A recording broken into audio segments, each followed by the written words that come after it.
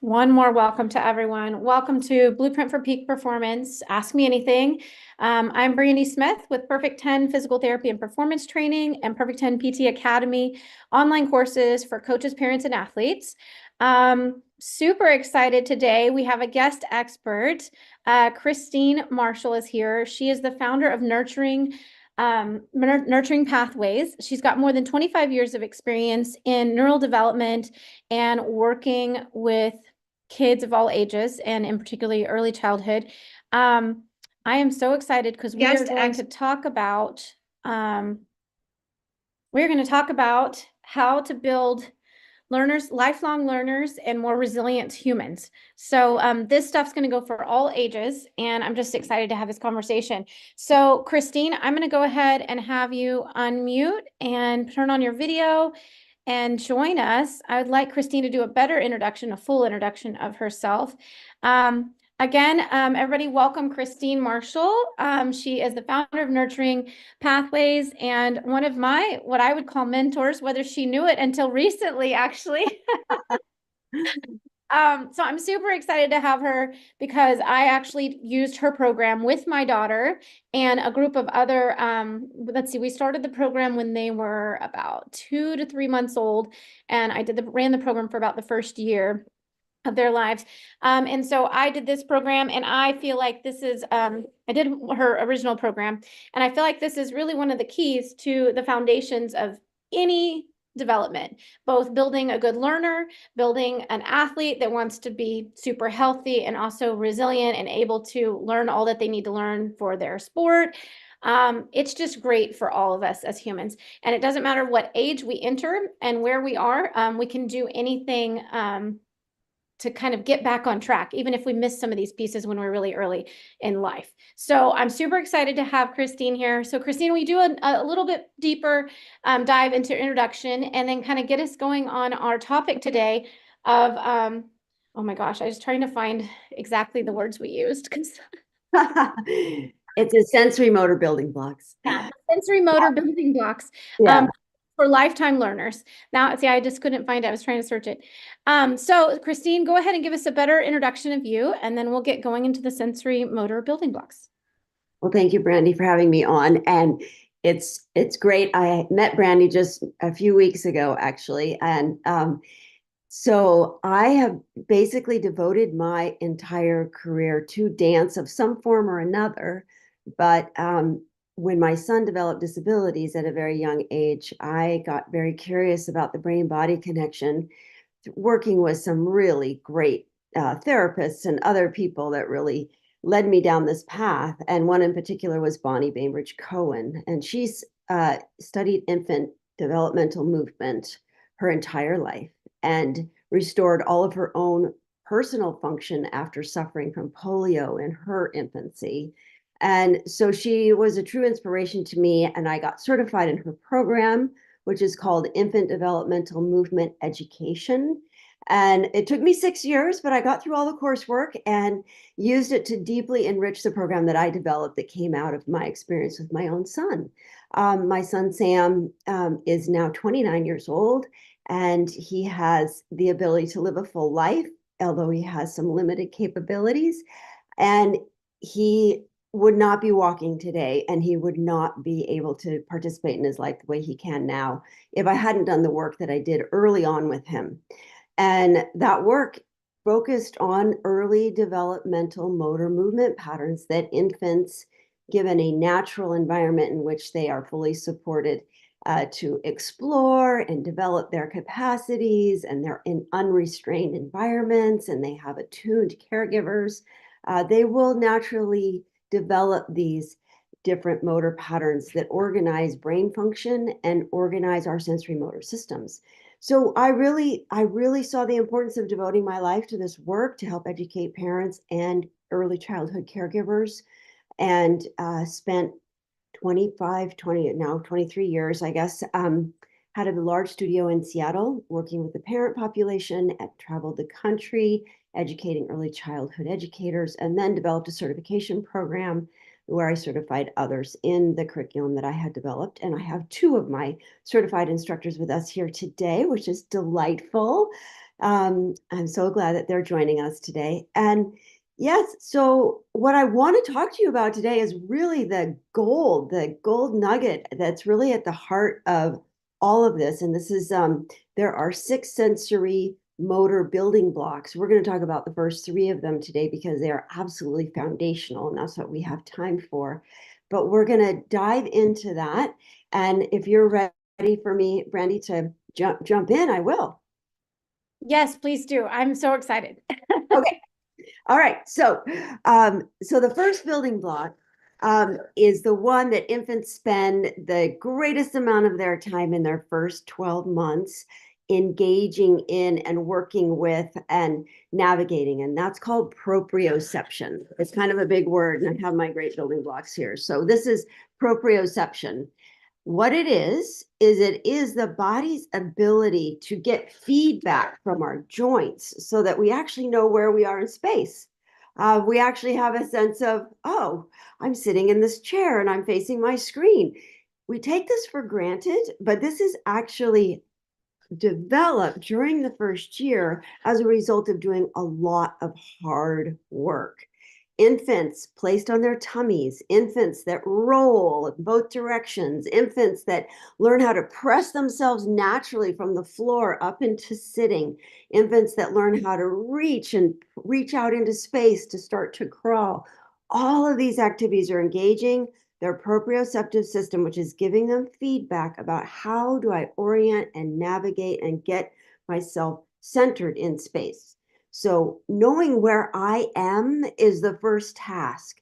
And we see this in so many of our school-age children's current struggles with ADHD and ADD and this sense of feeling lost in space and not being able to hold on to a sequence of instructions. It's like, okay, can only take one at a time, as opposed to being able to take a series of instructions in a row and then be able to just easily and effortlessly execute what needs to be done. It's more of a struggle, takes a longer to process. They drop out, they forget. It's like learning a gymnastics routine. You know, they can get the first part of it, but then they struggle to hold on to the whole thing and complete it successfully without a great deal of effort, would be an example. So proprioception is absolutely foundational. If we don't know where we are in space, we're lost in space. And that is, as we all know, because we've all had this experience in our life at some point where we're driving somewhere and we don't know where we are. We're literally like, I am lost in space. And imagine what that, I mean, you know what that feeling feels like. It is frightening. It is you anxiety. It's like you want to just get out and get oriented as soon as you can, whatever you need to do. Now that we have these ridiculous phones, they tell us where to go. You follow the blue line, right? But so we're not relying on the system the way we used to. We're relying on these instead, which is a whole nother issue. But what we need to do is we need to understand that the work of an infant is preparing him for a lifetime of ability and a lifetime of ease of learning or not. And it really gets set up in those first 3 years. And it's very, very foundational to their ability to do things like hold attention to task, being able to socially be appropriate in their distance from another human being and not get too close because they're aware where they are and they can hold that awareness of where the other person is. So all of these things it's all spatial awareness that we take for granted all the time, but it's got to be developed through heavy work. So our thing that we've got to do is allow those infants time on their tummy to press and push off the floor, to learn how to press and roll from their tummy to back and back to tummy. We have to let them struggle. We have to let them learn how do I get myself from my side lying position and push and press through my side up into sitting. Like all these, there's, the body side and there's the front body, there's the back body. There's all of these surfaces that the infant has to learn to press and push and work with to be able to become whole and complete. So it is this fabulous journey of development. And that's why the first year all of the activities that the infant is engaged in require heavy work. So this is how they learn to creep and crawl and roll and eventually walk. Okay. But with walking, it takes the next building block. So I'd love to hear if anybody has any questions, and I'd be happy to answer them. I do want to say that with each one of these building blocks, there is some essential emotional component that is derived from it. So if any of you in your workout routines use weights, do any kind of heavy lifting, practice yoga, any of those practices where you're doing a lot of pressing and pushing and muscle resistance, you know that the physiological effect to your body is you become calm and you become regulated and you get what Daniel Siegel calls within the window of tolerance. And that's the window for learning. If I am under aroused, I'm shut down. If I'm hyper aroused, I'm anxious, scattered, and otherwise distracted. But the window of tolerance that we achieve through heavy work, that's the optimal zone for learning because I can hold my attention to task. I feel grounded in my body. I have a sense of feeling I'm me, I'm autonomous, and you're over there. And so there's a separation. And so it leads to far more successful interactions with other human beings in the social context as well. So it organizes. The thing about proprioception is it organizes our behavior, our neural networks, and our motor function. So, any questions? So I want to just take a quick poll. In the chat, just click, yeah, just type in a Y for yes. How many of you guys have experienced with either your own athlete or your athletes you work with as a coach, where they're only able to manage one-step instructions, where you're giving a couple instructions and like by the second instruction, you've lost them and they totally forget? Or how many of you guys have noticed that you're like, this week we're working on this shaping drill and we're going to do the same drill every day. And you taught it on Monday. And by Tuesday or Wednesday, you're like, it's a no-go, right? So what I see is lots of yeses, and one that says, yep, every day, which is, and so I've noticed in working with young kids that over the years, it has become more prevalent, right? That this has become more prevalent, especially post-COVID, even more prevalent. We already had a rise in it with lots of other devices and other things happening in the world, but post-COVID, it got even worse.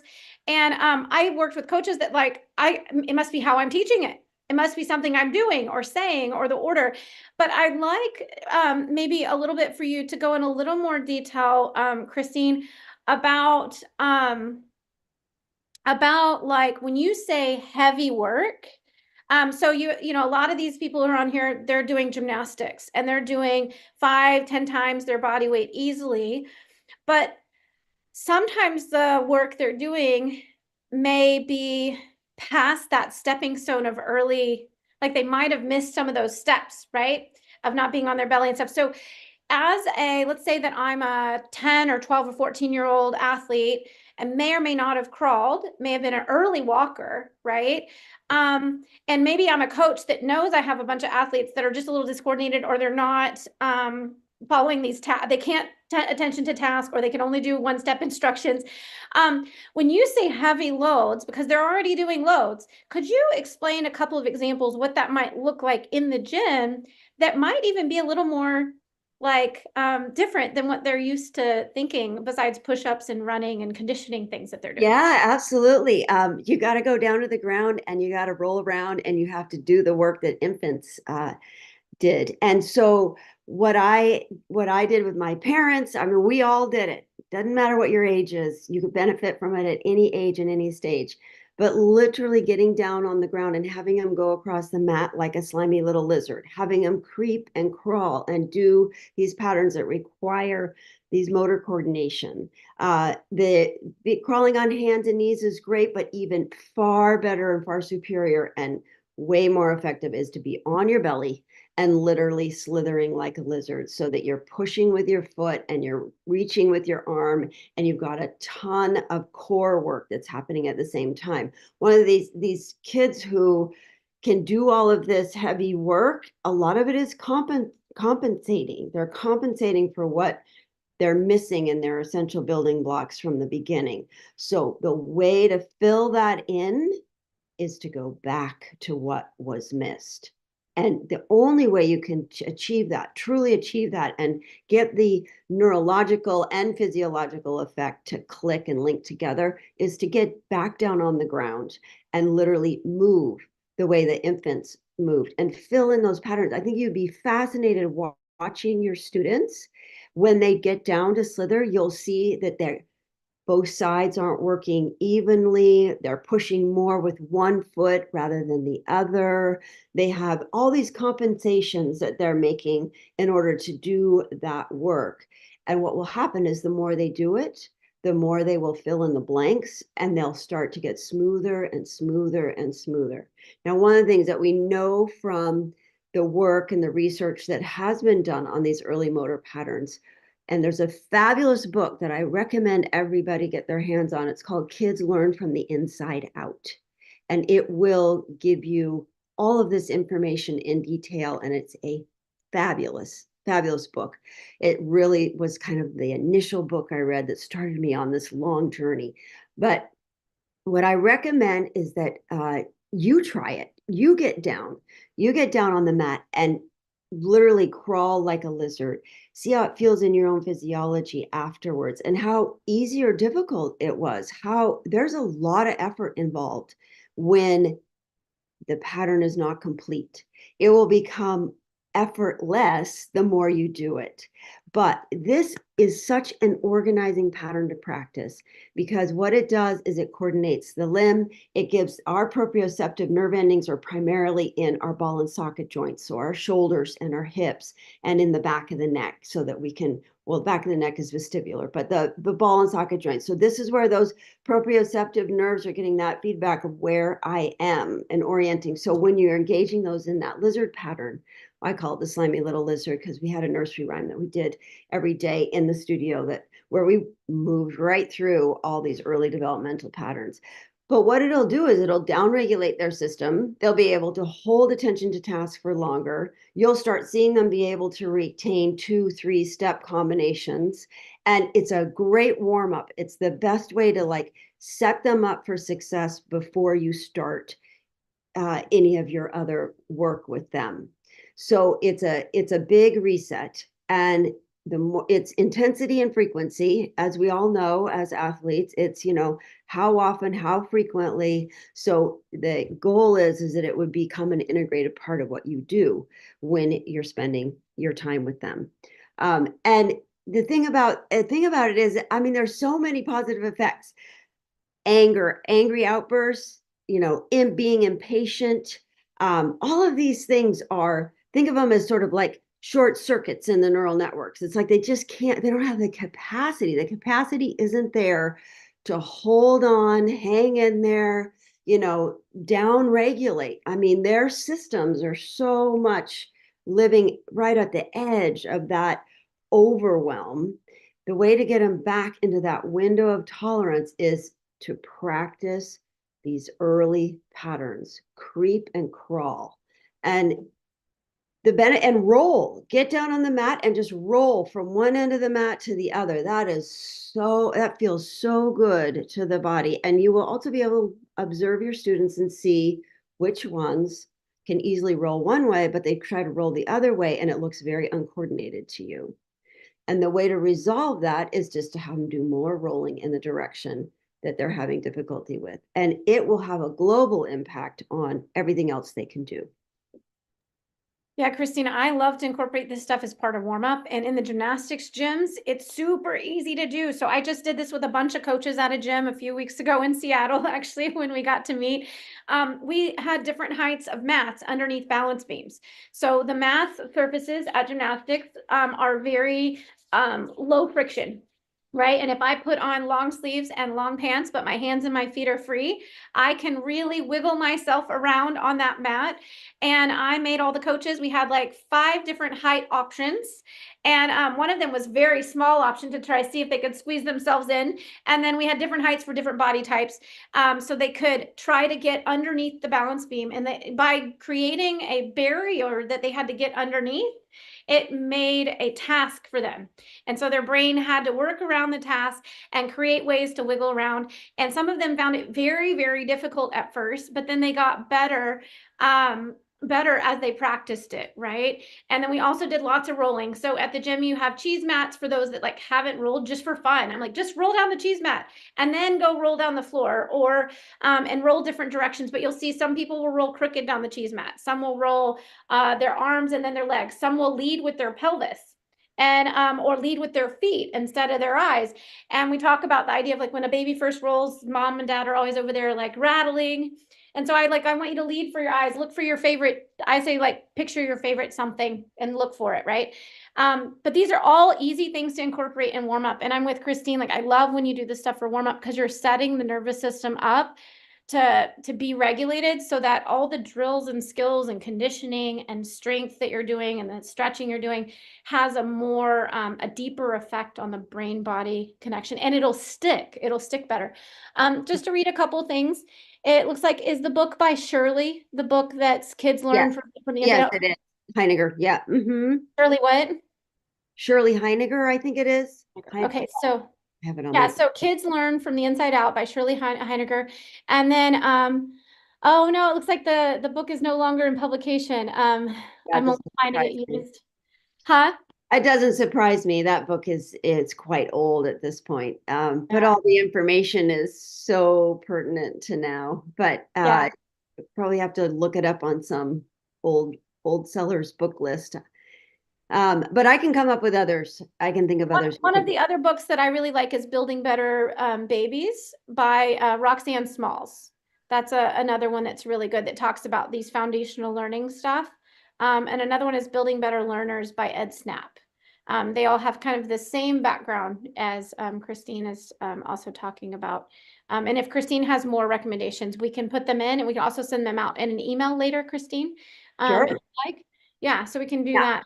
One of these people in here said, Mary Elizabeth said that she's an OT and she started out her 4 to 7-year-old cheerleading teams with arm type crawling, so army crawling probably every practice, and that and she's incorporated it in primitive reflex work as well into their conditioning and warm up. I'm going to guess that you're seeing some great changes, Mary Elizabeth. We'd love to hear what you're seeing in there. So if there aren't any other questions on this piece, I think you want to go into the next building block for us, Christine? Sure. And so just the takeaway is that once they feel secure and safe in their body, they're going to feel secure and safe in their environment. And that is the leading cause of fractured attention, is they don't feel safe either in their body or in their environment. But of course, it begins with the body. It always starts with the body. So what happens once they get all that heavy work in and they're getting oriented to their space and they're feeling, me apart from you, then the next thing that they really want to work on, and they're very motivated, where you see it in any infant that's learning to walk and has just begun walking, and that is balance. They want to work on their balance. They want to climb things. They want to get up on things. They want to step up on something. And that is a driving force behind building block number 2, which is vestibular. And the vestibular system is essential for, and it's all located in our inner ear, but it's essential for being able to hold our balance in relationship to gravity. So when we go off balance and we tip and we tilt and we swing and we sway, we're actually creating a stronger vestibular system. It is not a static system. It has to be activated through movement itself. And the vestibular system takes a long time to mature. It is maturing in our brain until the brain is actually mature, which is the age of 21. So as long as the brain is growing, the vestibular system needs that input. And fortunately, the gymnastics offers a lot of opportunity for that. But if they don't have that first building block, they're going to feel insecure when they go to do all these off balance activities that are a part of your gym class. So really important to think about the vestibular system is second. It is not first.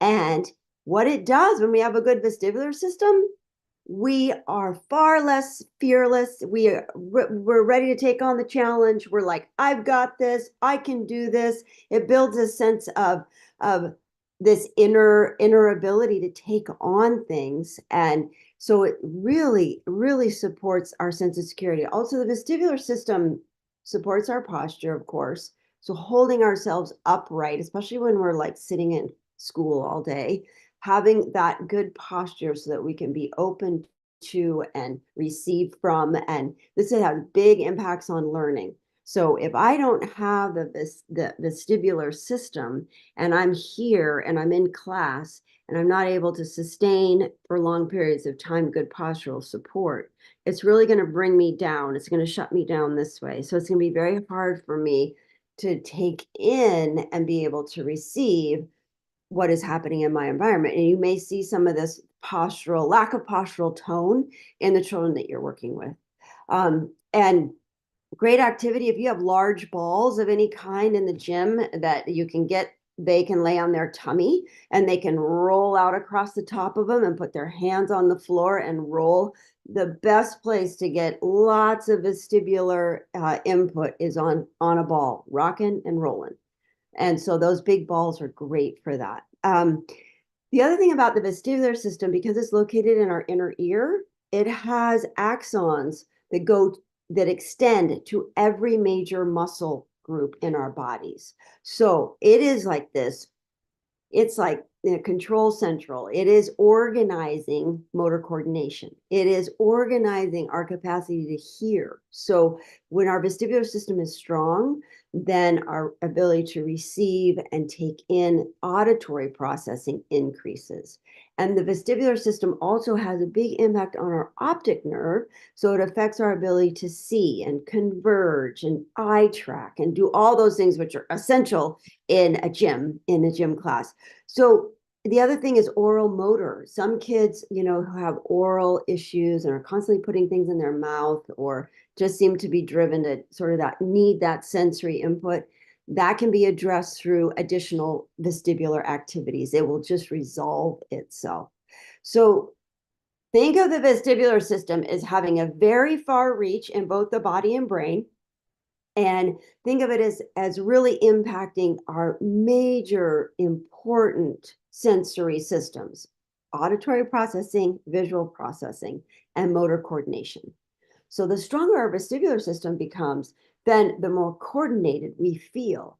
And we're able to do all of those, exciting things that demand us to go in off and on balance and to do it with confidence. So and again, the vestibular system, it's all about tip, tilt, swing, sway. You got to get the head off of vertical. Whenever the head comes, fully off of vertical, then the vestibular system has got to get to work. So there's a lot of that happening in the gym, but I would suggest what you notice is who are those children who are feeling intimidated or a little frightened by those activities, and they're the ones that need to go back and spend more time with building block number one and get the security out of the heavy work and that feeling of being grounded in their body. And then they will change in their ability to do the vestibular activities. They'll feel more confident and they'll be more capable.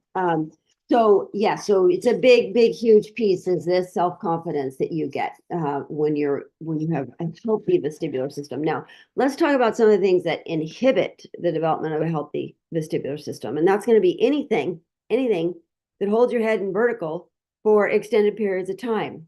That would be car seats and strollers and any kind of device container that you're just propping the baby in to hold them, whatever that container might be. They come in many forms these days. We have bumbo chairs. We have all kinds of things that can strain and retrain the body to be only comfortable being in vertical, which is the opposite of what we want. That is not living a free, full life. Okay. So what we need to do is we need to observe the school-age children that are in your program right now that are intimidated by these vestibular activities, and then back up the bus and begin at building block number one and let that build into affecting building block building block number one to building block number two. I think you know what I mean. So these building blocks are sequential for a very good reason. And the only way to resolve what needs to be resolved at one level is to go back to the prior level and build your way up. I love, Christine, how you're talking about this because of the aspect that we do have a tendency that if an athlete or someone is having difficulty with one specific thing, we think we should do more of that thing versus backing back down. And so I know that this may be common, and I would love for some of the coaches to comment. Do you guys have, yeah, it's a prerequisite and a progression. Yeah, so these athletes and coaches are very familiar with progressions, like skill ladder progressions, drills progressing. But it's a tendency to think that when we hit an obstacle and someone can't do something, that we should stay at that level and just keep repeating that to get it. But in reality, the way our brain and body develop, like Christina's saying, is that actually we have to go back down whatever that rung of the ladder is. And in this part where we're in, we're in the vestibular outside of the proprioceptive, we need to back down to the proprioceptive. So what that might look like, though, is an athlete that's having fear of tumbling backwards or fear of like when they maybe they do a drill where something's broken down, but you add speed to it, then they let up, they lose their timing, their shoulders get closed. You see changes in their form and shape. That might be a cue that their vestibular is not working very well. But in order to get the vestibular working well, you don't want to just train vestibular. You want to back down, like she's saying, into the proprioception, back to the army crawling, and back to rolling. And if we have athletes that when they go to twist and they have their bodies going one way and their heads going another, arms are going this way, that's a sense that they're having trouble with the rolling concept and they're not, integrating their brain together. So Christine, like in the gym, if I have, and what I think is really important is that we do have a lot of babies that it has become the norm. Now, there is a niche of people that are wearing their children and doing other things, but there is a large proportion of children now that are in the gyms, age 10, age 7, age 5 now, some of them, and even the COVID babies, especially, were put in containers for long periods of time and not spent a lot of time on their tummies. And so creating that proprioceptive feedback as part of your warm up and part throughout the gym will definitely help them get integrated. But I was thinking, so I think the important part is that this can be trained at any point in our lifetime. Would you agree, Christine? So they can okay, if you have a 16-year-old and they walked at 10 months old and they didn't spend any time on their tummy, and we come to find out they spent a lot of time in swings and bamboo chairs, can we help them, right? That's one question I know that a lot of That's the beauty of neuroplasticity. I mean, you can always go back. Now, remember that as you're going through the aging process, it's going to require more intensity and more frequency to get the results. Because in infancy, the results are almost immediate. But once you get into your teenage years and your 20s and your 30s on up, you're just going to need to spend more time in the patterns to get the result, but the result will be sure and true. And I'll give you a testimony to that. I had a mother in my program for many years. She had 2 children that came through my program, and she came to class once a week, and she had never been able to comprehend what she was reading her whole life. She'd never been able to sit down with a book and stick with it and be able to finish and understand what she was reading. And she had struggled in school, and she gives this heart-wrenching story of being put in this dark room and having these, screens that she had to watch and track. And it was very painful, and she never overcame her disability. And then she came to class and she started doing this one nursery rhyme that I have, the slimy little lizard. And lo and behold, she's at the age of 58.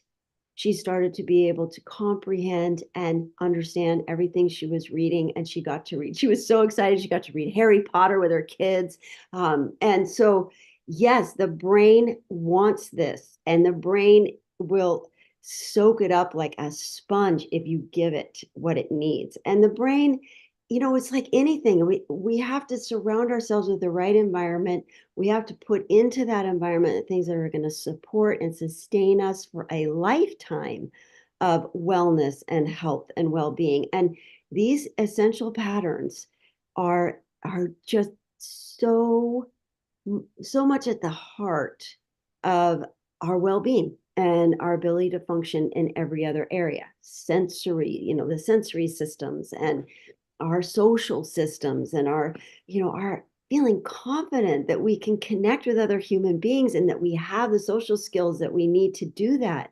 Um, it's really, it really comes from knowing who I am and knowing that I have mastery of this incredible instrument. And the way I get there is by working through the building blocks and revisiting them when I get compromised. You go through a horrible, stressful time in your life.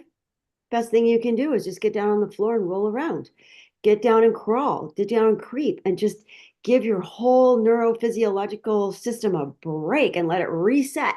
So they're good anytime. They're good anytime. I love the story that Brandy told me when I met her for the first time just a few weeks ago. She's like, yeah, my daughter thinks I'm silly, but I actually crawl from my bed to the bathroom every morning. And I was like, you are a woman after my own heart. And it is so that's it. You just have to find ways to integrate it into your day. And that's what I tell people for decades. I told people in daycare, they just have to use them as a transition. When you're going from A to B, don't walk, crawl, creep, roll, do something that's going to get you back down to the ground and reorganizing and resetting the nervous system. And the So results are profound. So one way that might look like in the gym. So I used to teach preschool gymnastics. One of my favorite, actually, I was the director for a while in my high school gym when I was growing up. And one of my favorite things is that you have transitions. So when you have, in a gym, there's a lot going on and you have to keep them in a line. You have to somehow get them from point A to point B. And like she's saying, instead of doing the choo-choo train or the airplanes where we're standing, and I do this, what's even kind of fun and maybe really silly with elites and high level older gymnasts, right, who are 16 or 15, is I will actually let them pick, like, hey, okay, I want everyone to pick an animal that has to touch the ground. I don't care if you're slithering like a snake or you're geckoing like a gecko, but I want you to be most of your body touching the ground, and I want you to get from vault to beam. And here's our set of cones, right, that they have to go around so they don't get killed by someone else on the floor or whatever. But you have to transition from event to event, and it makes it kind of fun as a team. Sometimes maybe one person can pick what everybody has and they all kind of mimic that and they try to get to the floor.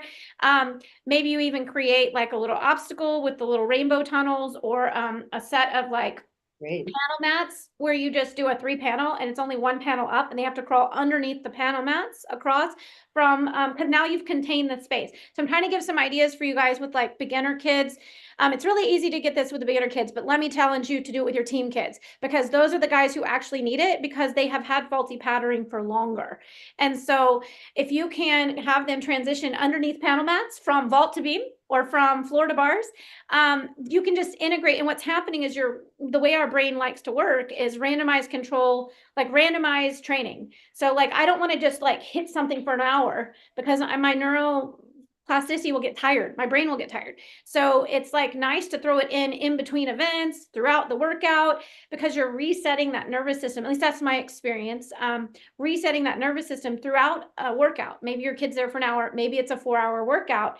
If you think about it, if you did warm up and it's a 4-hour workout, by the last hour of the workout, they've probably lost a little bit of integration. So if they hit a point of fear on beam, or they hit a point of fatigue muscularly, any of those things are going to affect the brain to body connection. And if you can reset by doing just an army crawl from here to there, that's one way to integrate it on like your regular basis and get that frequency that they need.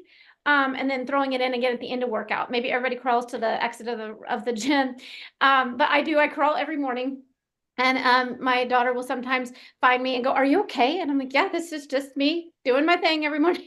And right now I'm rolling. I'm back to rolling right now. And then I'll crawl tomorrow. But like this morning I rolled. I just rolled from one side to the other and then crawled to the bathroom because I needed to do some rolling today. So it's a great way to get reset. But also, so Christine, though, if that, let's say that they're working on this crawling and they're working on that proprioceptive aspect, if they're wanting to train their vestibular, a lot of people, when they think of training balance, they do something with their head not moving. They think of standing on a soft surface kind of thing. Do you have any suggestions on what, as they're training the proprioception and they're doing pretty well there, right? And they're wanting to train this vestibular block.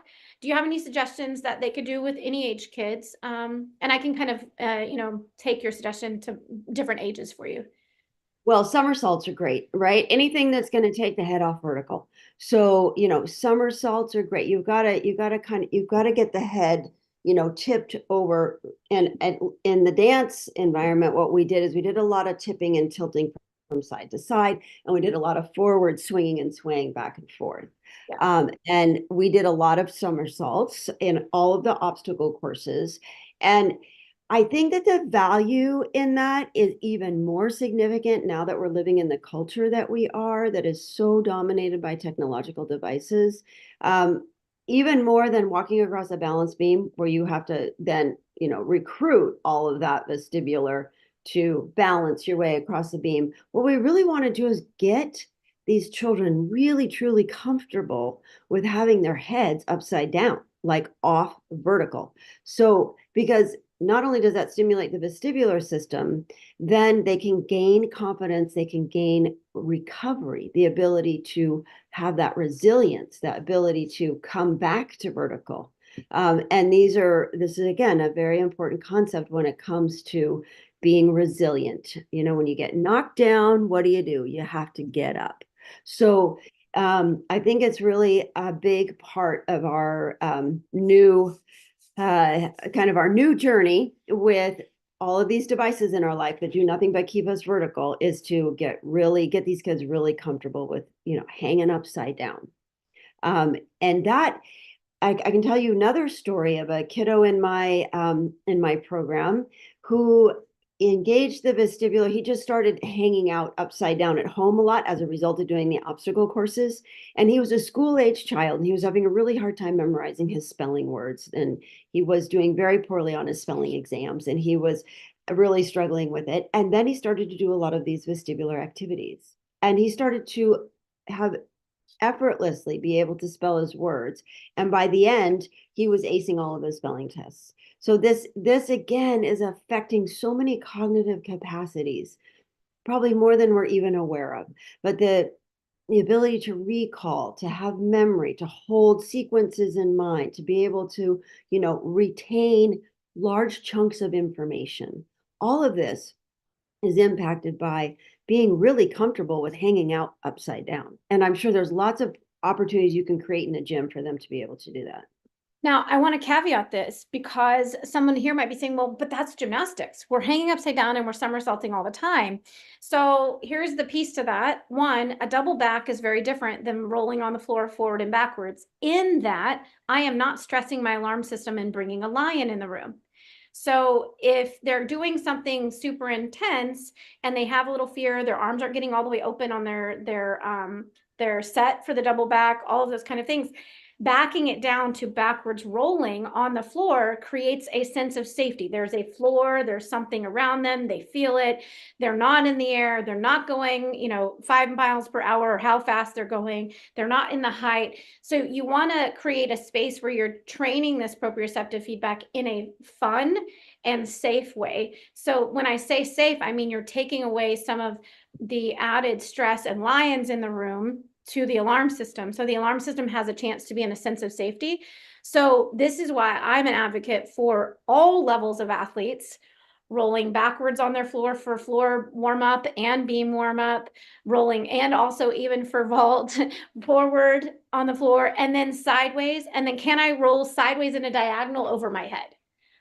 Can we go in different directions and different planes?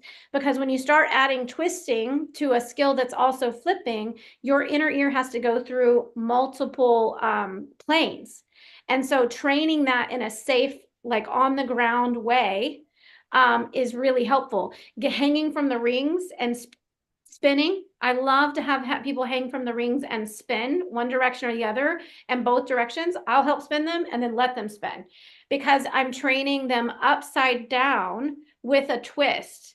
So you're training the vestibular system in a safe way because they're hanging, they're comfortable, they're not in charge of their body, flipping through space at the same time.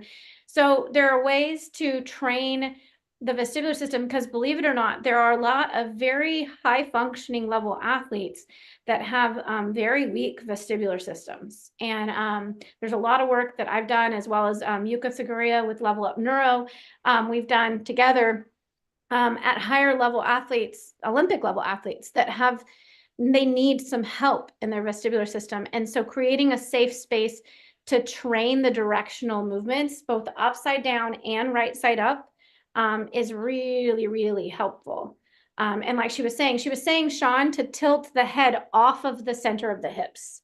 So you want to be able to sway, and you want to go in all different directions. You want to be able to do head movement with that.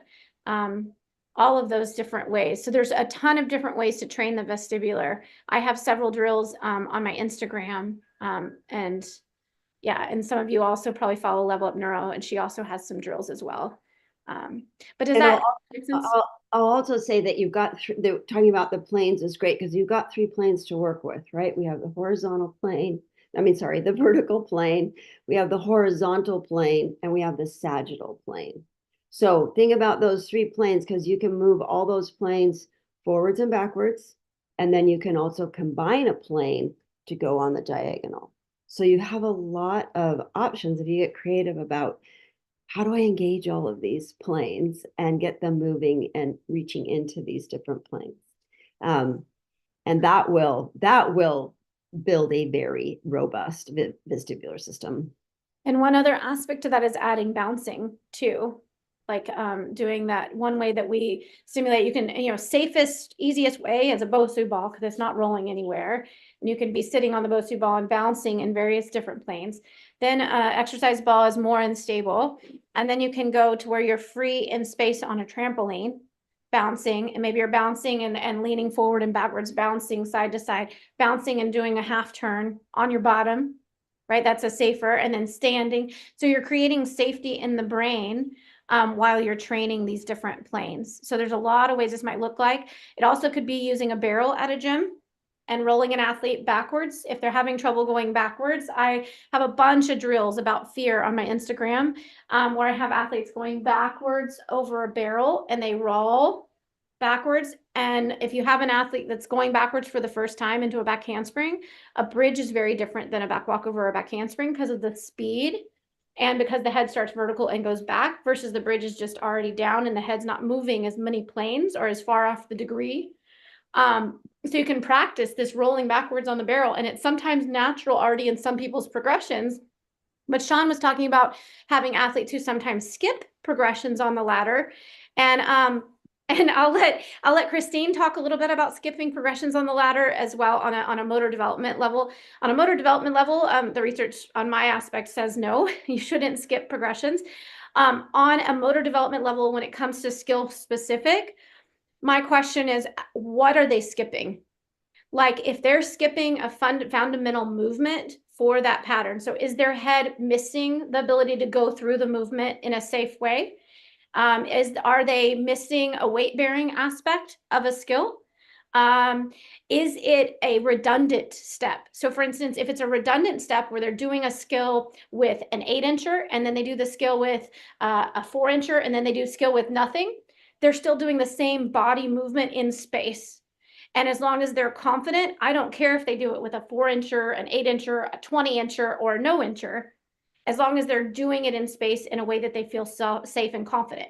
So some athletes need redundant steps because their alarm system needs to feel safe at each step.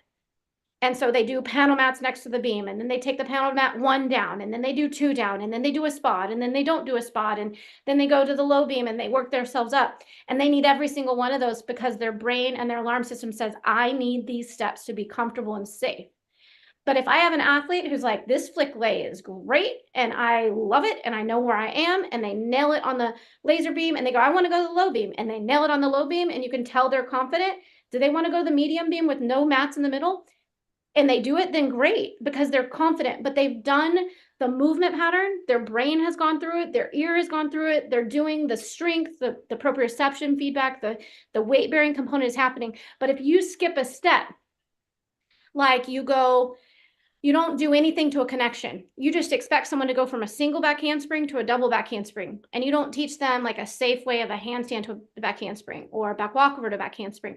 You're going to miss a big block in your building stones. And when you run into a problem and things go awry, which will happen because a disconnect will happen because they missed a foundational, the handstand to a back handspring, a back walkover to back handspring, a back handspring to back handspring, the speed is going up, which is different input in their vestibular system. If you skip that process and there becomes a problem somewhere, which it's a higher chance that there will be, because their body didn't get the chance to make all the vestibular corrections and proprioceptive feedback, the weight impact is changing when I go back handspring versus a handstand back handspring. So if you skip one of those foundational blocks, from my experience and from what I know neuroscience wise, you're in trouble. It's almost just like skipping a building block that I'm having Christine talk about with like arming crawling versus walking. Christine, I heard that the CDC said that I'm bringing it up. I heard the CDC said that it's okay to not crawl, which I need to ask, doesn't it say Center for Disease Control? And last I checked, motor coordination and motor development is not a disease. So I just wonder if they're valid. Yeah, no is right. Mary Elizabeth's like, no. I'm saying it the way I know you're thinking of Mary Elizabeth. Yeah, last I checked, it's not a disease, and maybe they should stick to diseases and not motor development and neuroscience. So that's how I feel about skill progression, Sean, as far as skill ladders, is you got to make sure you're checking off the main boxes, which is proprioception, vestibular, weight bearing, taking them through the speed of a skill. It's good to go slow through something and then faster. And then, okay, so go ahead. I want to jump in and I want to add to that. And I want to say that agency, very, very important here. We're talking about building capacity for agency. So when we give the infant the opportunity to fulfill these early motor patterns sequentially and as they were intended to be developed, what we are giving them is the agency to have command and control of their body in their environment, doing what they're doing. So if these steps get skipped, and very often infants, we're marvelous compensation machines, and we can justify all sorts of things and still figure out how to get to the end goal, which is walking. And what you'll see babies that have learned to bottom scoot. You'll see babies that have learned how to sit and then basically let out the plea, and the caregiver comes running to support them and lift them up by their fingers into standing. And then they prop to standing and they're like, well, this is marvelous. I'm up more higher at your level and you are my primary caregiver. And I just want to be in your space. Now you be in my space. So keep me up here. This is a way better deal than having to lay down on the floor in my tummy where I actually have to press and push to get my head up high enough to see you. That involves more agency. So what happens is then we create helpless human beings who are relying on others to do for themselves what they should be able and capable to do on their own. So what we're doing when we go back and we revisit these building blocks, we're saying, I want to give you the agency you deserve as a human being to fulfill what you are capable of doing on your own. So it is an investment of time and energy on our part, because these things don't look great. I mean, creeping, crawling, rolling, like, okay, when are we going to get to the good stuff, right? When are we going to get to that backflip? But the thing is that you're giving them the confidence and the capability by offering them the building blocks that get them there in a genuine way. Many babies walk that have never crawled, never creeped. They have learned how to walk. They present themselves. You'd look at them and say, well, that's a walking waddler. All is well, until you ask them to do something where they have to get their head off balance, or you ask them to do something where they have to do some heavy work, like push a yoga block across the studio floor and press and push it. And they have absolutely no agency. They drop out, they give up, they sit, they wait for someone to come and rescue them. So really the deeper question here is, what kind of human beings do we want to create when we have the really privileged opportunity to be their teacher? I really want to talk to that. So what, if anyone missed what she's saying about agency, what she's saying is that in this early childhood, by caretaker, not that caretaker shouldn't take care of them, they're taking care of them, but by rescuing the infant, rescuing the child, pulling them up by their hand and trying to help them walk, our attempt at helping them do something takes away the pattern for the brain to learn to find solutions. And so in the end, that looks like a child that comes to you, or a 17-year-old or 20-year-old that comes to you with lots of problems and expecting you to fix them, expecting you, like the failure to launch group, right? Like there, it's true. I'm not, it's just, this is a truth of the neural system and how the brain works. And it's not judgmental to whoever's in any of those categories. There are things they can do, like crawl and roll and army crawl, figure it out, that if they do this every morning, they will find that they start to figure out how to find a job. They start to figure out what tool they need in order to study to be employable, right? So like, okay, I went to school and I graduated with a degree that no one wants to hire me with. That's a huge problem. But the person who has had a neural development and a good foundation in these kind of movements, which gyms across the country have the huge fortitude and ability to create a space for, right? If you can do that, you're actually creating kids that when they graduate with a degree that didn't work out because the world changed in 2 years, which has happened, right? It has happened. There's no fault to anyone doing a degree that doesn't get used. But those kids who have this foundation will say, okay, this is the world I'm in. I'm a safe person. I'm smart. I'm confident. I know how to do hard things because I've done hard things all my life and figured it out. And they're going to figure out what is the next thing they need to do in order to get what they need, right? Which is creating more safety around their own employment and security, right? Because they have enough self-regulation from this neural development. And so truly giving someone agency through physical movement, like she's saying, is saying we're giving them agency to figure hard things out in life, to like learn how to be resilient. And when life throws you COVID, you go virtual, and the next week, like this is my business. Life threw me COVID. On Friday, I shut down in person. On Monday, I opened virtual, and I had one client who was almost done and says, I'm not really wanting to do virtual. We're good, right? And then I grew my business 20% that year because it was, this is what we're doing now, right? And it's that foundation, which I did develop through movement. But it's that key, right? And it's the ability to pivot, the ability to look for solutions and come at something with, sure, there's always a problem. Now, how are we going to deal with it? What are we going to do? How many of you coaches on here, I'd love to see a yes, would love to have an athlete that doesn't come to you with problems, but comes to you with a problem and a solution or an idea of like, what about this? This isn't working. My back series isn't working. Could we try a front handspring, front aerial? Could we try a side aerial, front aerial? Like, this is the type of learner you want, right? But there, how many of you guys have a ton of them? There's already a bunch of yeses already coming in. That would be fun. It makes my job a lot easier as a coach if an athlete wants to tell me these things. You're correct, right? But how many of you guys have a lot of athletes that come to you with, I don't know what to do. I don't know. It's not working. I can't do it. I can't do it. I don't know how to do it, right? So there's a lot more I can'ts, I don'ts in the world because they're dysregulated. So believe it or not, an I can't, I don't might could be just showing something out, and Christine can say what she thinks. Might could be, hey, go army crawl for the next 5 minutes and come back to me if you have an idea. Yeah, there you go. Maybe you have an idea in your head, like what about something different you could do? You could have them a little, you might need to help them. A lot of these generation of kids right now, when I started creating lots more autonomy, I started asking them questions. They were so used to being told what to do that they were like deer in headlights. And so then I had to kind of prompt them a little bit on and this is a verbal going along with the motor, right? Go crawl, come back. What could you do differently? Is there something you might could do? Could we try something in a different direction? Like maybe you have to ask a few questions to get them to start to think out. But what's happening when you're asking these questions is they're starting to make neural connections.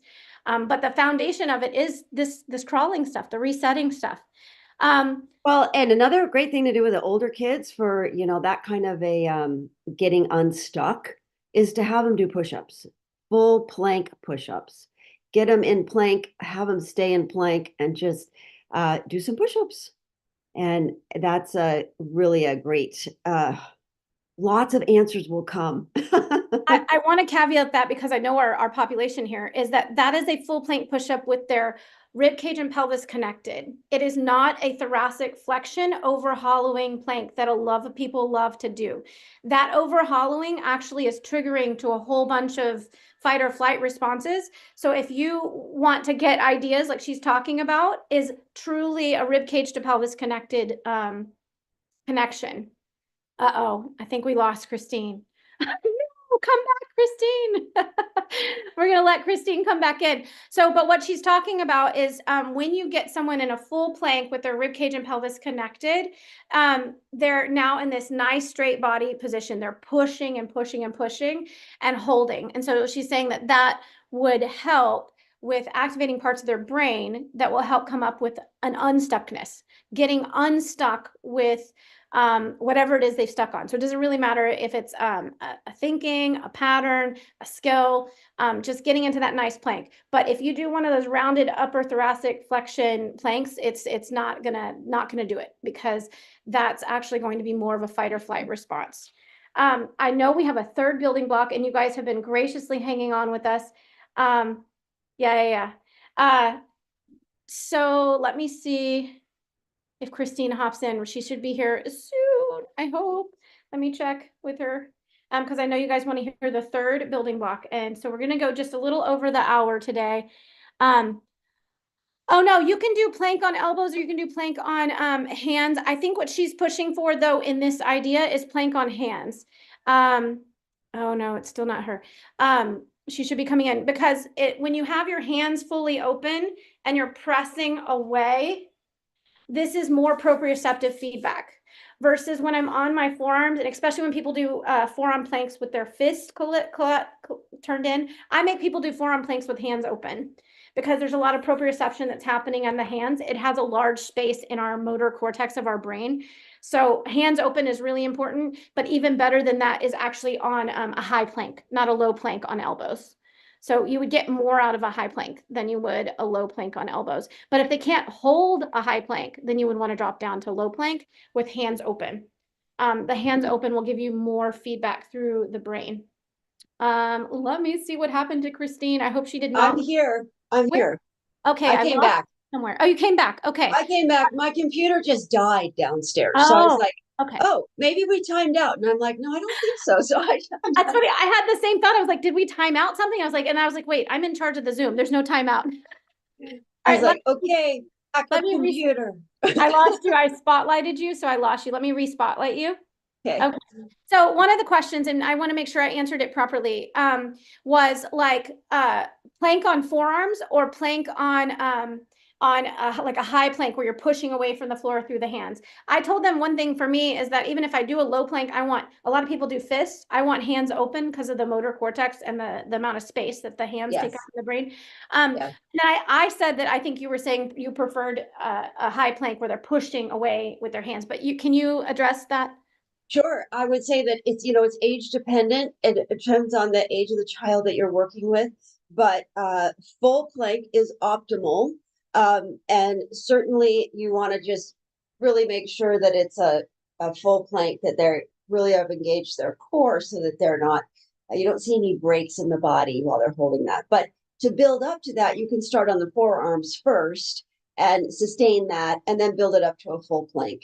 And then while you're up there, you can rock back and forth. You can do some movement so that it's not static, and just have them roll back and forth and do a little rocking, which feels really good to the body, and it gets their feet activated and stretches out all the muscles in their feet. And that's a great one. But just holding plank, even sustaining it for 30 seconds, is a tremendous reset to the nervous system. And it will help them with ideation. Things will come. They'll solve their own problems. But yeah, and yes. So, and the other thing is, just want to insert this as well, is that unfortunately, because we can rely so much on our phones to do everything for us that we used to have to do on our own, we're in a culture now where we don't need a lot of agency to get the answers that we're looking for. We don't have to go look things up in the book or go to the library. All we do is look at our phone. So it has really become a critical matter that they know how to deal with dilemmas. And that is something that we're losing as a culture, because of where we're headed. We're just finding more and more ways to rely on technology to do that for us. But the truth of the matter is, to have good relationships and to be able to be successful as a gymnast, you're going to have to do a lot of independent problem solving. I like that. And one of the ways we talk about through autonomy that we talk a lot about is instead of giving lots of critiques and instruction, part of it is creating tension to task. Like I use a lot of bands for proprioceptive feedback where the athlete already knows. I dropped my shoulder because the band fell off. I dropped my butt and sat crooked because the band fell off. They're getting internal feedback. And then my coaching becomes, so what happened? What'd the band tell you? What do you want to change? And then other aspects to that is also just getting the athlete more involved when they look for a critique. Of course, once they already kind of know what the ideal is, like what is they have to teach them the ideal. But like when they're looking for a critique, you can ask a question like, well, how do you think you did? What do you think needs to happen next?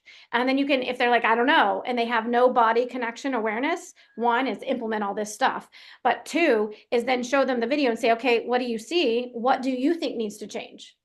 And it starts to become, at first it's an upfront investment, but in the end, they're having to create agency. They're having to create where their body and brain is in space. They're having to match up what they see on a video. There's so often now, an athlete I work with has their perception, which I think leads us to the third block, but this is natural. I love it. Their perception, but we have to talk about the CDC. They want to know where that came from. But their perception so often in their mind of what their body is doing is completely different than what they see on a video. And so making that connection is really important, but you can't make that connection and jump to that without these other two building blocks that Christine just talked about, proprioception and vestibular. Before we move to the third building block, I think that's a good segue into it. Before we do, the question was, when and where did the CDC tell us that crawling was not necessary? And so I got it from Christine. So I'm gonna let Christine tell us where to find that and how recent that had come out by the CDC. So I think it was about 2 years ago, and I'd actually have to go onto their website. But what we can do is in the follow-up notes to you guys, well, I'll include that link, okay, along with the books and resources that would be great to follow up on this. Yeah. I don't have the specifics up right now off the top of my head. So be sure, for those of you that are here live, be sure, I should have all of your emails. If when you registered, you did not put your email in, please put it, you can put it directly to me in the chat if you don't want to share it with everyone. And that way we'll make sure that you're on the email list by the end of this week. Well, let's give it till by Monday. So by Monday of next week, we'll be sure to have a follow-up email with all of you guys. Just make sure you've saved admin@perfect10ptacademy.com. admin@perfect10ptacademy.com in your contacts so that you actually see the email in your inbox and it doesn't get sent to your spam. So by Monday, if you haven't seen anything, be sure to look through your junk file and spam file, and it'll be labeled Blueprint, and then it'll have something about Christine and I in it, and probably something about the 3 building blocks. So as far as if you're wanting to search it by Monday, because sometimes these things just end up in junk mail, and I want to make sure you guys all get it because it's great information. All right, so moving forward, Christine, onto the third building block. Yes, the third building block is tactile touch. And these first 3, proprioception, vestibular, and tactile touch, these are the 3 essential building blocks that lead us to kinesthesia. And I like to think of kinesthesia as addressing exactly what Brandy was just talking about, and that is knowing myself from the inside out.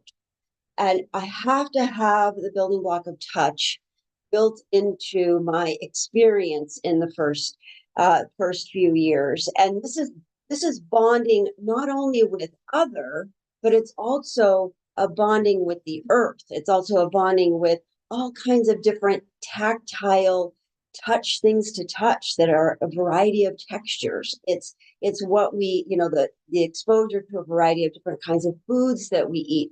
So what the tactile touch does is it connects me to the environment because I'm ready. I'm ready because I know where my body is in space, and I can relate to gravity and not fall over anymore. And I have a sense of being able to be stable in my environment. So now what I want to do is I want to be able to interact with it. And I do that through tactile. So that's why babies are putting things in their mouth all the time. It's like, to know this, I have to eat it as well as see it. So their sensory feedback. They're linking the two so they can understand, what is this like hard plastic shaker? They have to eat it to know it. So this whole process of being able to mouth things in infancy, the ability to be on the ground and get their tummy in contact with the floor, bond with the earth, just like, the earth, it's here to support me, right? That feeling, if you take a yoga class so that you get on your yoga mat when you're, before and at the end of class, it's like, here I am bonded to earth. I have this place, and it's mine. And then the bonding to others, the caregivers holding and caring, being comfortable with the touch that we receive from others. So having that attachment to and that comfort with that pressure that we can receive in the arms of others. One of the things that I did in my program, every single class, was the body ball. So we held both the infants and the waddlers until they got too heavy, but gathered and collected them so that every one of their joints was in full flexion. So their knees are flexed, their arms are flexed, and literally the caregiver wraps their arms around this little body ball, and we would waltz. So it was a combination of pressure to all the joints for proprioception, waltzing for the vestibular. We swing, we sway, we twirl, we would tip and tilt, and we'd hold them in this ball, and we would create that security, but that included the touch. It gave them that deep, deep comfort of being loved, of being wanted, of being needed. And it was just the most beautiful thing to see how the little ones responded to it. So here's a disadvantage that we have to work with now, is that container care removes them from the touch of their caregivers. So there isn't as much contact. And that has a really big impact on their emotional well-being and their emotional sense of security. So this neediness that kids have now, a lot of that neediness comes from the lack of tactile touch. They just haven't gotten enough of it.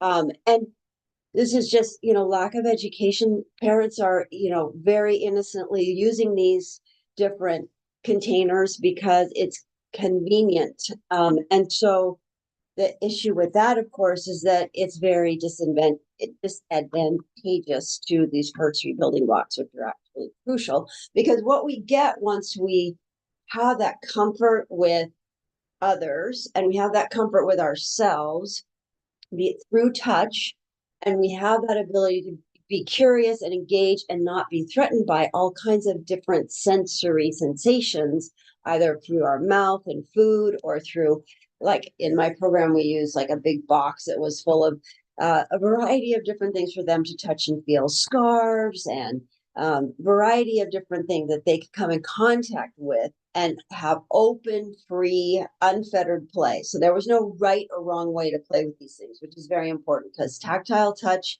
you can sweep it on your arms. We have 3 different layers to our skin. So we've got the light touch, we have the medium touch, and we have the deep touch. And all 3 layers activate different nerve endings in our system to give us, that sense of touch, tactile touch.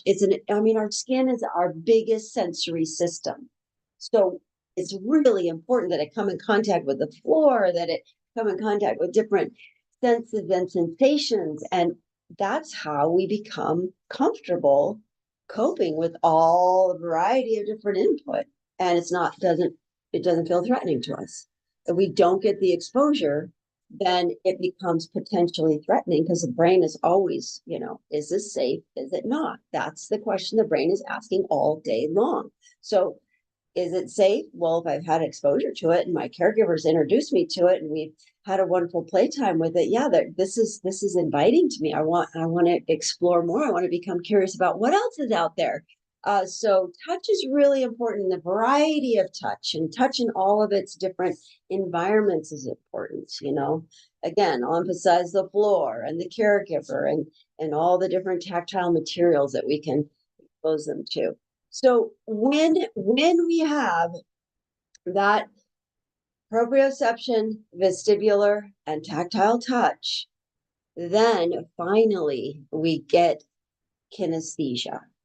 And kinesthesia is really, I always, in my workshops, I just have everybody close their eyes. And, here we are. I'm still here when I close my eyes. What is that? How can I know, I don't have to look at myself to know I'm here. It's my kinesthesia. It's my internal knowing of who I am and where my body is. And I get that by establishing and utilizing and developing the first three beliefs. So imagine you're an infant now who's had an excessive amount of container care, gets over supported by its caregivers to be propped in positions your body's not ready for. And then you're a 6-year-old walking in a gym class and you learned how to walk because your parent walked you on their fingers, absolutely inadvertently and innocently, just totally unaware of the impact it was going to have. And then you're thrown into a gym class. It does explain why these students that you have now have these issues that they do. And again, the way to address them is to give them that agency through these first three sensory motor building blocks. So Christine, and there's a couple of things I could think and feel. So in the world of the gymnastics world, and you're a male coach, there is a lot of fear around even hugging, or even they'll elbow bump maybe now, but there's a lot of fear around touch, right? And so you're talking about tactile, which is a lot of different types of tactile. Light touch could be a feather, could be a handkerchief, or one of the colored scars. Yeah, and then deep pressure can be them doing their own. I've actually taught deep pressure just recently along different pressure points that they do to themselves, right? And then the teammates can do their spine. Right, they can do each other's spine. So I just know that there's a lot of fear around this. So I wanted to see if you could offer a couple different ways that they can stimulate. They can have their athletes stimulate their three different types of sensors in the skin that they could do very easily. Now it's easy. Some of the things you were just talking about, like having a box of so for preschool kids, super simple and going to happen faster because they're still, making huge neural connections in especially the parent and taught 18 months, which, by the way, program that Christine and I are kind of talking about and I'm trying to get on the ground is to start them in the gym at 3 months once they have their immune system built at around 11 weeks. So I think that gyms have a space to begin this early stuff. 3 months, we have the infants and then the waddlers, then the toddlers, and gyms already kind of have a space for toddlers. But this could be something in a program that already exists, very easily adding the different scarves and letting them play as part of their warm up. You can have them grab different stars. And as they're doing their stretching and they're making rainbows and making ice cream and cakes that we all make these fun little games out of, they can be brushing themselves with various different items. Maybe it's a soft item, maybe it's a gristly item, maybe it's a soft cloth, maybe it's not a soft cloth. It's a little kind of scrubby cloth. They even make these little Japanese, I don't know if you've seen them, but they're little Japanese scrubbers. They're meant for like scrubbing your body, but they're not soft. They have little texture to them. That might be a fun, and you could cut one of those big ones up into like 4 of them really easily. But I think in the preschool idea, and then deep pressure, if you're in a parent taught class, you can have the parent do deep pressure down their muscles and at their joints and kind of giving them some feedback in that way. But when we're talking about some of these athletes that we do know are in the older range, 12, 16, 18, and they've been brought up in these containers and they really are lacking spatial awareness. One great thing that I'll do is have an athlete close their eyes and say, can you see your body? And some of them will say one thing or another. And then I'll say, can you see your hand? And sometimes like, it's like a big glove. And like, can you see your thumb and your finger and your third finger and your fourth finger? And sometimes like on their feet, I'll do this and they'll say they'll see their toes, but they don't see their heels.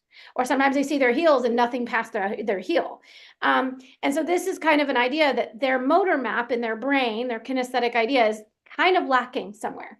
And what this might look like at a higher level athlete that's quite functional is they go to do a skill and the coach is like, can't you just point your toes? Can't you just push through your hands? Why are you? And you look at them and you think, they're losing connection to their foot, or they're losing connection at the knee. You can kind of see that when they go to do a certain skill or certain move, maybe it's your Chanko vault, maybe it's a leap. Leaps are a great place. Or at the end of their flight, stepping out, that back leg, they lose connection. And you'll see that like they just for the life of them couldn't make a correction if you wanted them to. And if you start to ask them to close their eyes, they're like, they don't actually have a map of that left foot. And if you put them in a handstand, they really don't have a map of it. They have no map from their knee down. And you close their eyes in the handstand, they go, I can see my knee. I'm like, can you see anything past that? Like, no, it's like a big mitten. And it's like, okay, there's something going on with their kinesthetic sense. So with these older guys, do you have kind of a little suggestion of how they can do this themselves, what it might look like as part of a warm-up or as their cool down at the end of workout? It could be a little side station at one of their events. What might that look like? Well, it's going to look like everything else we've talked about today. It's going to look like the reason that they haven't completed their internal kinesthetic map is because these first three building blocks have not, fully been integrated. So the best thing to do is have them walk like a dinosaur is a great one. If you're seeing a lack of connection between the knee and the foot, just have them go across the floor. Basically, it's downward dog, but they're walking it. I used to call it the bear crawl. So there's that. And then the other really great thing, if they have knee to foot disconnection, hip to foot disconnection, that is very often the result of they didn't complete their crawl when they were infants. They had some kind of compensation happening during their crawl pattern. When I talk about crawl, I mean on your hands and knees. Technically, it's called creeping.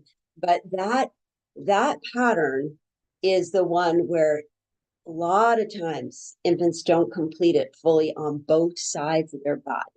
And they figure out all these very tricky ways to compensate, but they still get around, but they haven't completed it yet. So have that older student get down on the ground and watch them, observe them, see what you notice. Are they pushing evenly off of both toes when they go to push forwards? Are they dragging a foot? If they're, are they like one side is fully engaged and the other seems a little partially engaged? So obviously the solution is do more crawling. I mean, that's how you resolve these things. You do more of the pattern that's needed to complete the picture. Yeah, I love that. Like, and sometimes you'll see them when they go to crawl, they'll do the bear crawl, but they'll have like one pelvis higher than the other. They'll have one knee that bends, but then the other one just stays out to the side straight. Like those are all like they didn't crawl. They didn't crawl. And if they did crawl, they didn't crawl evenly. They crawled with like a weird pattern of some sort. Ironing out that pattern is always a huge foundation to all that. I love this. And also given these principles, I don't want to like create too much, whatever, but sometimes coaches are like, they try to do, so I would start with these foundational things. And then sometimes coaches are like, well, they get bored. They get bored with crawling the same thing. Well, there's a whole slew of what's called animal flow warm-ups on YouTube. And they do just different fun crawling things. And so there are ways to kind of make it a little fun once you've created the foundation.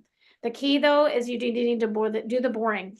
You need to do the boring. You create some things that they need to go under. I like creating tension to task because your body will always do a task. So if I create a space, they have to crawl under, they're going to crawl under. And I give them this feedback. I want them to have their weight evenly and feel. I like using, because a lot of people will crawl on their hands with their fists. I've noticed a lot of this. And so I talk to them about kitty cats. Kitty cats always claw at the carpet. Like, I want you to claw the carpet, then crawl. Then crawl, claw. And so if I'm working with young kids, we'll even be cats and meow and do all the fun stuff that we do for preschool, right? But it's this concept that you have to get the foundations in. And it can be, you know, maybe a little boring. So you can make it a little fun by having tension to task, which also makes the brain actually do these things. And then when they've got a good foundation and they are crawling fairly evenly, you can look up some of these animal movement like animal movement flows that are kind of there. They're just, you know, one of the things I love to do is just create autonomy and say, I want everybody to have an animal that has to be on their floor. And you pick, and then we'll go halfway down the floor. At the diagonal, you pick, and at the other diagonal, you know, put cones out, whatever, and let each person do something weird. And they all start trying to figure out weird ways to move. And what I like about the weird ways to move is it forces them off of their normal patterns.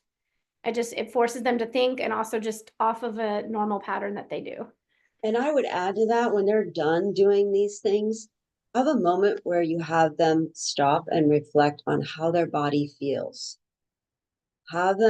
It's really important that they stop and they become more aware of how this is affecting their physiology. And this is so important because this gives them the feedback of, am I really ready to go do this complicated routine, or do I need to go warm up some more or get down on the ground and creep and crawl around, and then my body will feel ready to do this complicated routine. So this is where we're connecting our physiology with our headspace, and our headspace is not good at all at paying attention to what our body needs most of the time, and especially now because we're spending all our time in our head on our devices. So this is a really important moment where you can capture it, is after you have done this time on the ground, have them just stop, close their eyes, and just make that connection of the before and the after. And who knows, you might, really be creating a change in how they address their needs going into the future. They'll be like, wow, that really made a difference. I should do that now. I should do this at home, I like to kind of, because sometimes I find that the kids are so unused to this awareness. I'll actually create a question beforehand, like, hey, test your shoulders, do a little bridge, or do this, or just move your arms or head. How do they feel? Are they heavy? Are they light? What does it feel like? Is it easy to do it? I'll ask them to stop for a second and listen to their head. Are your thoughts slow? Or do you have a bunch of monkeys running in your head? Like, are you thinking about the 1,000 things? How do you feel? Are you feeling anxious? Are there butterflies in your body? Like, I start asking them to kind of just take a quick inventory before we do things like this. And then, like she just said, go back and say, okay, check that thing. How is the voices in your head? How are all the to-dos, all the monkeys in your head? How light is your arms now? Like, how much more open do your shoulders feel? Some of them like to test their splits or their bridge. Like, there's different things, but it's just a way of bringing back to awareness to them this importance of connection to all of it. Because I have found that, Christine, I don't know if you're finding this as well, but like, there's just more and more a lack of awareness of what's really happening inside their alarm systems. They don't even notice that their breath has changed, or even that their heart rate has changed, even when it's pounding. And I think that now we have to educate them on, this is what the window of tolerance feels like. So, after you've spent that time down on the ground, blizzarding around and crawling and rolling, it's like, okay, let's take note. What is this feeling? How does it feel in your body? Okay, this is where you want to be living from. This is called the window of tolerance. We really need to educate them so that they know, oh, I'm not in that space right now, but I actually have the choice. The agency to do something about it. Yeah, so, I like that idea of noticing. So I talked to them about that, like noticing, I call it like homeostasis, like this is home. This is home.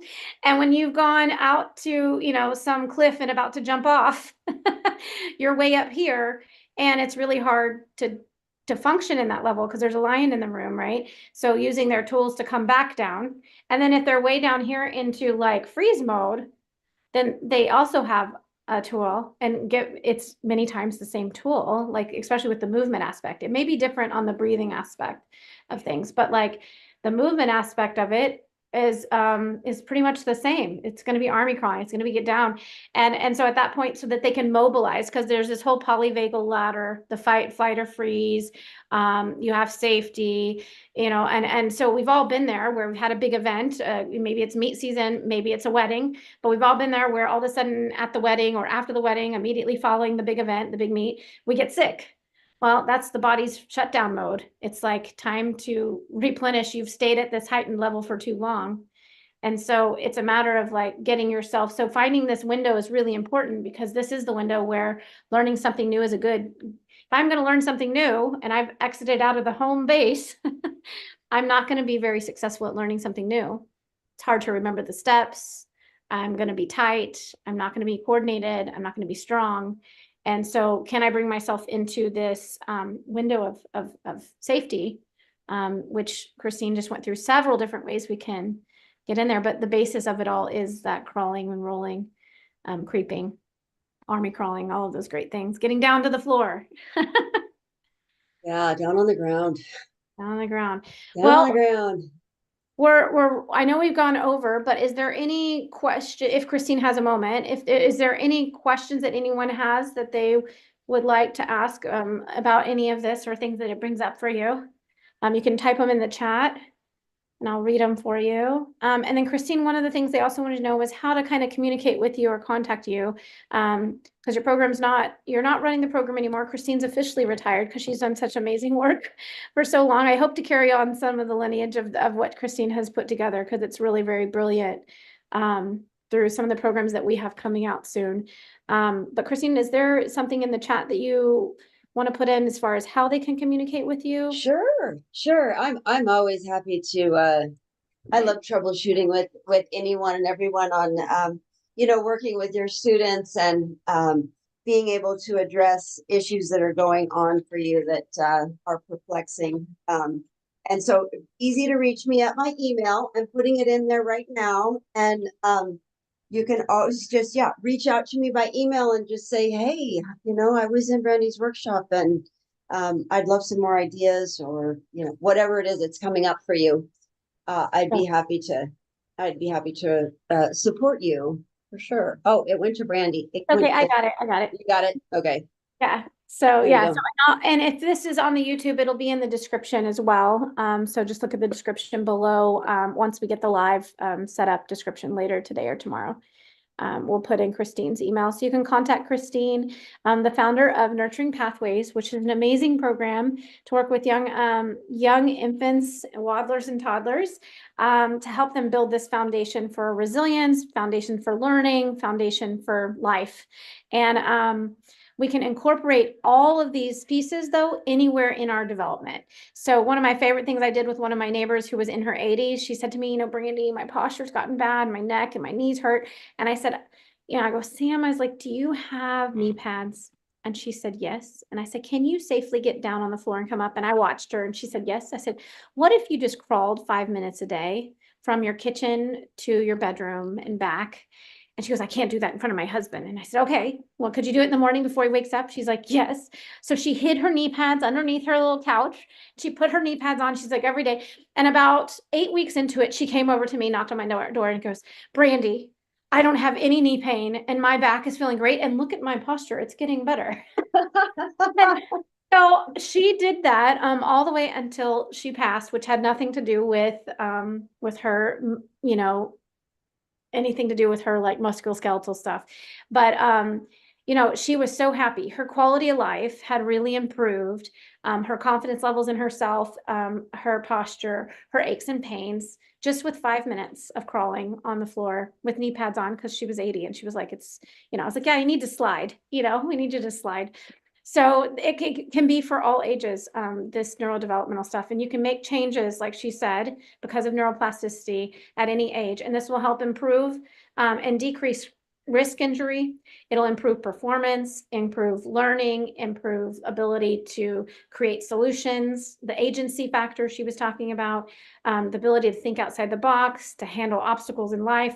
There's so much that happens by regulating the body just through proper motor development that can be reintegrated and revisited at any time. And it does need to be, because we come off center of that home base tax season. I was off center, right? Like I'm rolling on the floor in the morning. Like, it's like, tax season happens, the big event happens, your gym's hosting this huge thing, SATs, the checkoff list to get to college. Like, it doesn't matter what it is. There are various things. Then if we have an injury or we have a fall, there's physical and there's also emotional. All of those things affect our neural chemicals in our nervous system. And so revisiting these things as a regular part of our life is like super important. Christine, is there anything else you'd like to have for closing off, maybe wrapping up a reminder of the 3 blocks for them, the 3 sensory motor blocks for lifelong learning? Sure. There's 6 total, so we could continue this conversation in another breakout session, do the last 3. Yeah, if there's interest, put yes in the box, and then I'll know, and Christine and I will plan something. So if there's a yes that you guys want to hear the other 3 building blocks, put it in the box. Okay, go ahead, Christine. I'm seeing lots of yeses already. So, just that whole, how foundational this is, and that's why you can't get away from it and its impact on development for a lifetime.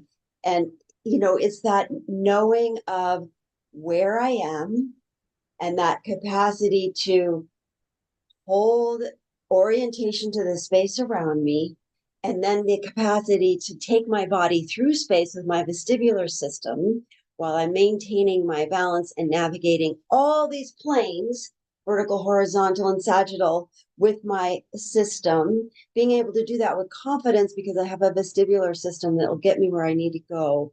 And then lastly, having that bonding to earth. So not having any resistance to being down on the ground, not having any resistance to rolling around, and being able to then get up and engage with others and be able to receive and bond with them, in addition to being open-hearted about all the tactile sensory, experiences that are in my environment, really is, that's foundational to knowing who I am and being able to hold space for who you are with respect and dignity. And that's the mic drop. I really appreciate you so much, Christine. You have no idea.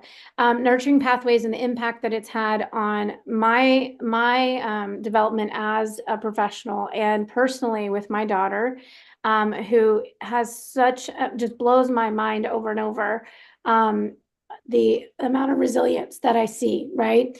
And I just have to say thank you so much for creating what you did. I'm so grateful that you took the journey you did with your son and that you asked a lot of questions and began to seek knowledge to help that, because the program you've put together and the knowledge that you've gathered is really priceless. And I know you have to retire at some point, and I know you clearly already have, but I'm so grateful that you're still willing to share your knowledge with us.